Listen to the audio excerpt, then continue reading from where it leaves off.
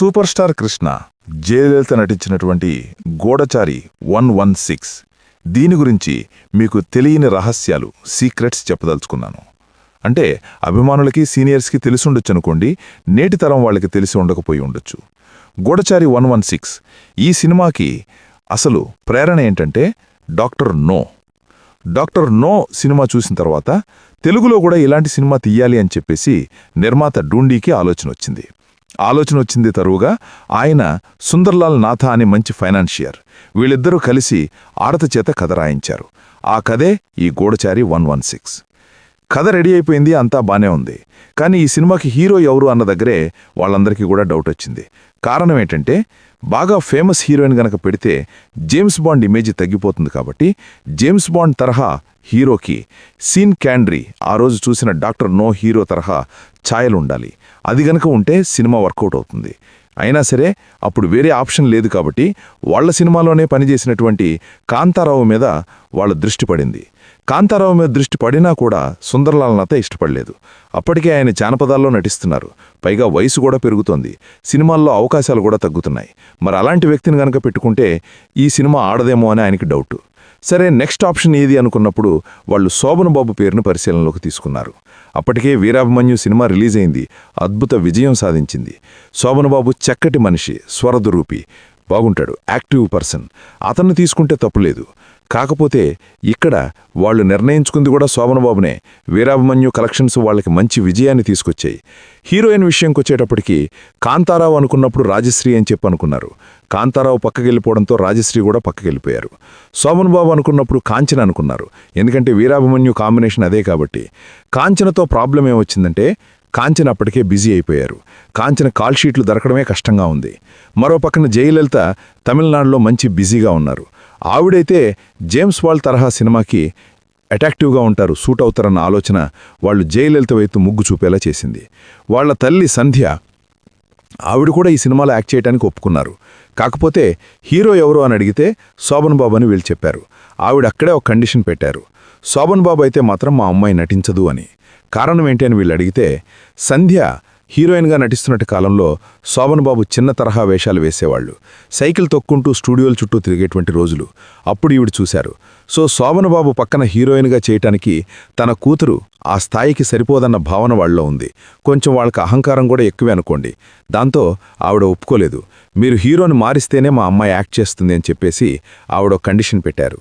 జయలలితకి ఎలా ఉంటుందంటే టెండెన్సీ, వాళ్ళు ఉన్న పరిస్థితుల్లో తమిళనాడులో కూడా వీరికి డిమాండ్ ఉంది కాబట్టి ఆ సినిమా గనక రిలీజ్ చేస్తే డబ్బులు వస్తాయనే ఉద్దేశంతో వాళ్ళు ఆ కండిషన్కు ఒప్పుకొని శోభన్ బాబుకి గెస్ట్ తరహా రోలు ఇందులో ఇవ్వటం జరిగింది.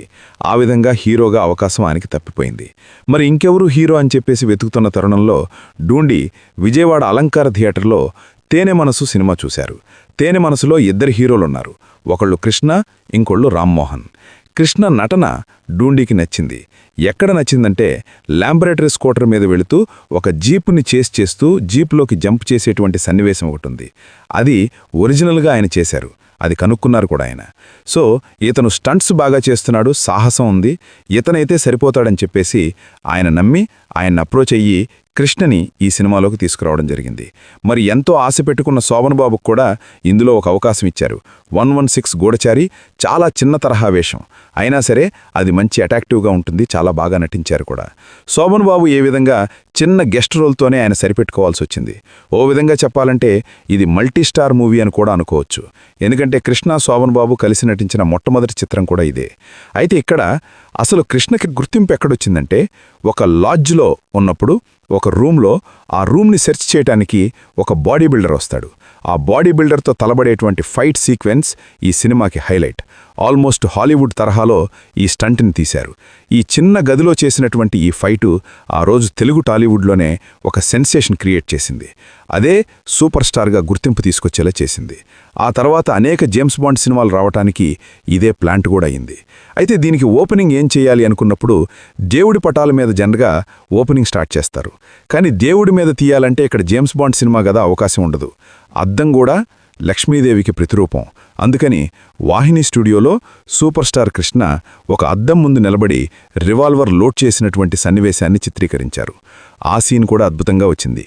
జేమ్స్ బాండ్గా కృష్ణ అద్భుతంగా ఉన్నాడని నాగిరెడ్డి, చక్రపాణి లాంటి వాళ్ళు కూడా ప్రశంసించారు. ఆ విధంగా ఆ మహోత్సవ్ షాట్ కూడా సక్సెస్ అయింది. ఏ విధంగా చెప్పాలంటే సూపర్ స్టార్ కృష్ణ ఆ సినిమాలోనే మీకు పెన్ కెమెరా అనే చూపించడం జరిగింది. ఇప్పుడు పెన్ కెమెరా చాలా పాపులర్ అనుకోండి. అలాగే సిగరెట్ లైటర్ని గనక వెలిగిస్తే బాంబు పేరేటువంటి సన్నివేశం కూడా ఉంది.